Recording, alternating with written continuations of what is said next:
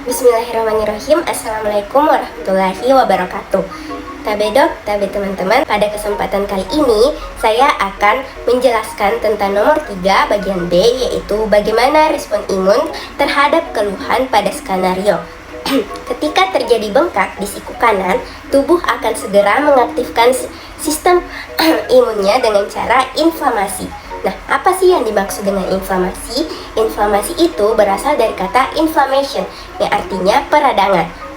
Inflamasi merupakan bagian dari respon biologis kompleks dari jaringan tubuh terhadap rangsangan berbahaya seperti patogen, sel yang rusak, atau iritan yang merupakan respon perlindungan yang melibatkan sel-sel kekebalan, pembuluh darah, dan mediator molekuler.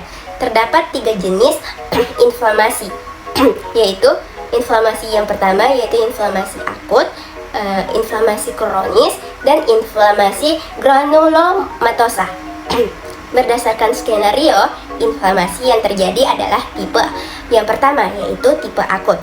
Jadi ketika laki-laki tersebut jatuh dari tangga yang menyebabkan siku tangannya mengalami cedera traumatis akibat benda tumpul, sistem kekebalan tubuh akan mengirimkan pasukan darah putih untuk mengelilingi dan melindungi area tersebut, membuat area tersebut menjadi kemerahan, terasa hangat, menyebabkan rasa nyeri, yang menyebabkan area gerak menjadi terbatas serta menjadi bengkak.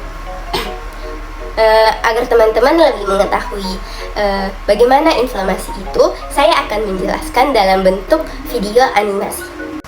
Tujuan dari sistem imun kita adalah memulai proses inflamasi supaya penjajah yang datang dapat diisolasikan atau dihancurkan, menyingkirkan puing-puing yang tersisa, dan proses penyembuhan dapat segera dimulai. Anggaplah suatu bakteri masuk ke tubuh kita melalui luka. Makrofag yang sudah siap di area tersebut akan mulai menelan bakteri-bakteri yang berusaha menyerang. Hampir secara langsung, sekelompok sel bernama mast cell atau sel mast yang mirip dengan basofil mengeluarkan zat kimia bernama histamin. Zat ini memicu dilatasi pembuluh darah di area tersebut, sehingga jumlah darah yang menuju area itu akan meningkat, yang berarti jumlah sel darah putih yang datang ke lokasi pun meningkat. Histamin juga mempunyai efek meningkatkan permeabilitas kapiler, yang berarti pori kapiler tersebut akan melebar dan sel darah putih lainnya dapat keluar dari pembuluh dengan lebih mudah, membantu teman seperjuangannya yang sudah bertarung terlebih dahulu. Selain itu, akan terjadi reaksi yang bernama pembengkakan, secara medis dikenal dengan nama edema, dan biasanya disebabkan oleh gradasi tekanan yang ada di antara kapiler yang tekanannya lebih tinggi karena dilatasi, dan lokasi luka atau cairan interstisial yang mempunyai tekanan lebih rendah. Karena ini, cairan dari kapiler akan bocor ke tempat di mana tekanan lebih rendah dan menyebabkan bengkak di daerah tersebut. Sel-sel yang dibutuhkan untuk bertarung melawan penjajah sudah siap. Barisan pertama berisi neutrofil yang membantu membunuh lawan. Sel lainnya termasuk monosit yang berubah menjadi makrofag dalam 8-12 jam. Neutrofil dan monosit akan membantu menghalangi infeksi, dan bahkan jumlah neutrofil dapat menjadi 5 kali lipat dari jumlah normal dalam beberapa jam. Sekarang, di saat sel-sel yang bertarung telah mencapai lokasi luka dan menyebabkan bengkak di daerah tersebut, sel yang bertanggung jawab dalam menutup luka pun akan mulai bekerja. Ini termasuk faktor umum. Pada dasarnya, setelah area luka yang didatangi bakteri dibersihkan oleh sel darah putih, yang harusnya dilakukan sisanya hanya regenerasi kulit dan memperbaiki jaringan yang terluka.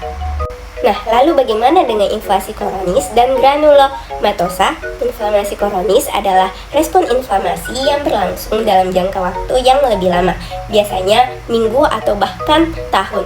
Ini berbeda dari inflamasi akut yang terjadi dalam waktu singkat.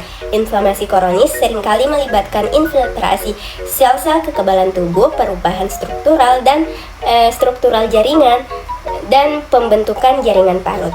Inflamasi granulomatosa merujuk pada pola khusus dari inflamasi kronis, di mana terbentuk struktur yang disebut dengan granuloma.